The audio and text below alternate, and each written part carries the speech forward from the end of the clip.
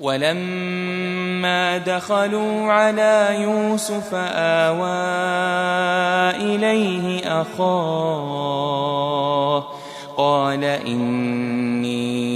أنا أخوك فلا تبتئس بما كانوا يعملون فلما جهزهم بجهازهم جعل السقاية في رحل أخيه ثم أذن مؤذن أيتها العير إنكم لسارقون قالوا وأقبلوا عليهم ماذا تفقدون قالوا نفقد صواع الملك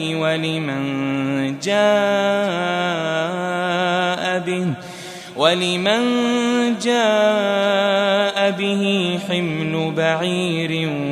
وأنا به زعيم قالوا تالله لقد علمتم ما جئنا لنفسد في الأرض وما كنا سارقين قالوا فما جزاؤه إن كنتم كاذبين قالوا جزاؤه من وجد في رحله فهو جزاؤه كذلك نجزي الظالمين فبدأ بأوعيتهم قبل وعاء أخيه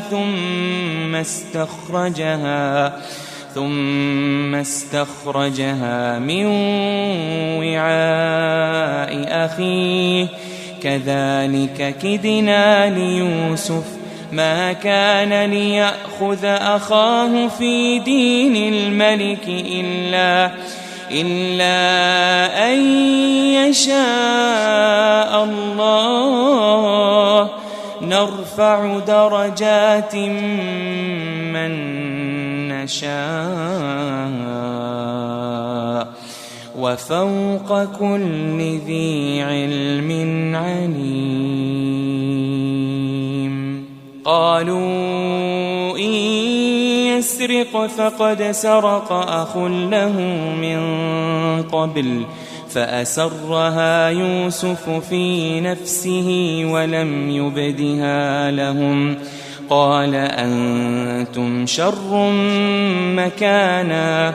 والله أعلم بما تصفون قالوا يا أيها العزيز إن له أبا شيخا كبيرا فخذ أحدنا مكانه إنا نراك من المحسنين قال معاذ الله أن نأخذ إلا من وجدنا متاعنا عنده إنا إذا لظالمون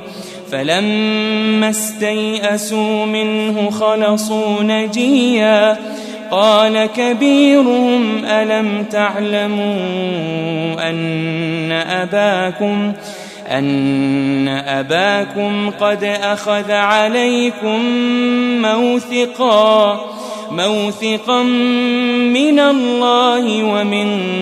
قبل ما فرطتم في يوسف فلن أبرح الأرض حتى يأذن لي أبي أو يحكم الله لي وهو خير الحاكمين ارجعوا إلى أبيكم فقولوا يا أبانا إن ابنك سرق وما شهدنا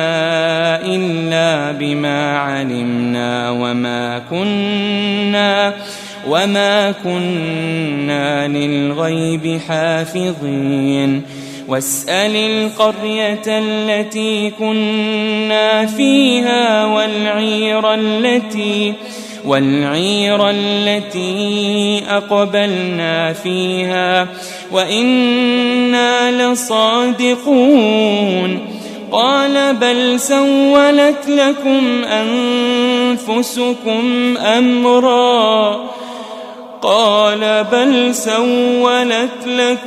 أنفسكم أمرا فصبر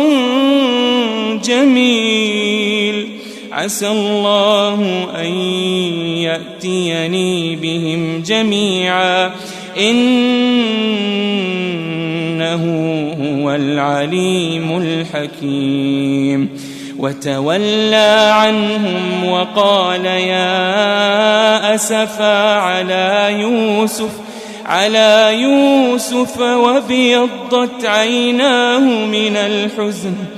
وابيضت عيناه من الحزن فهو كظيم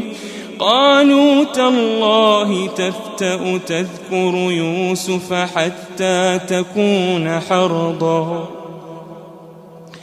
حتى تكون حرضا أو تكون من الهالكين قال إنما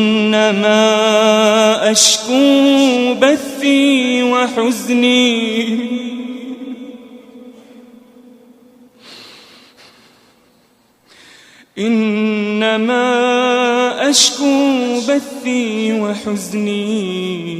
إلى الله وأعلم من الله ما لا تعلمون يا بني يذهبوا فتحسسوا من يوسف وأخيه ولا تيأسوا من روح الله إنه لا ييأس من روح الله إلا القوم الكافرون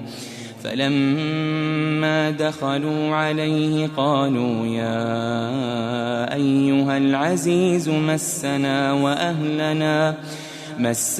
وأهلنا الضر وجئنا ببضاعة مزجاة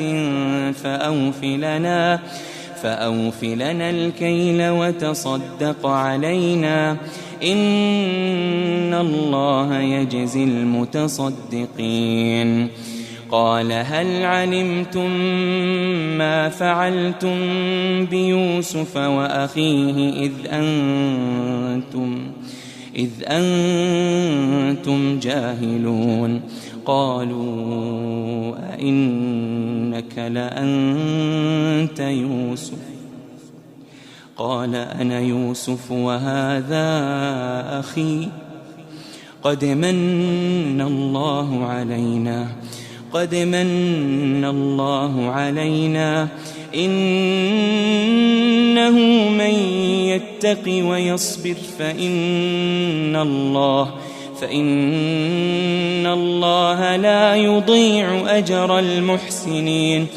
قالوا تالله لقد آثرك الله علينا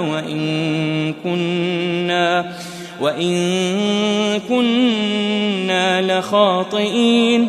قال لا تثريب عليكم اليوم يغفر الله لكم وهو أرحم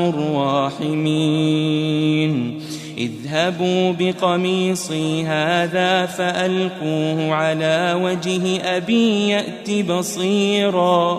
يأت بصيرا وأتوني بأهلكم أجمعين ولما فصلت العير قال أبوهم إني لأجد ريح يوسف لولا أن تفندون قالوا تالله إنك لفي ضلالك القديم فلما أن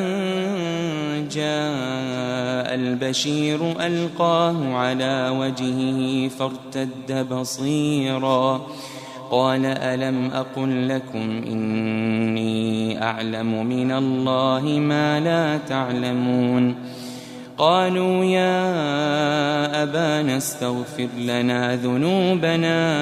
إنا كنا خاطئين قال سوف أستغفر لكم ربي إنه هو الغفور الرحيم فلما دخلوا على يوسف آوى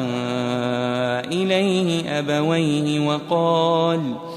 وقال ادخلوا مصر إن شاء الله آمنين ورفع أبويه على العرش وخروا له سجدا وقال يا أبت هذا تأويل رؤياي من قبل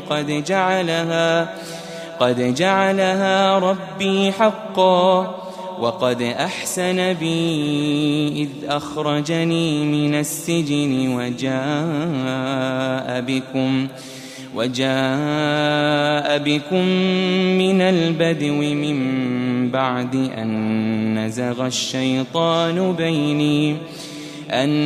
نزغ الشيطان بيني وبين إخوتي إن ربي لطيف لما يشاء إنه هو العليم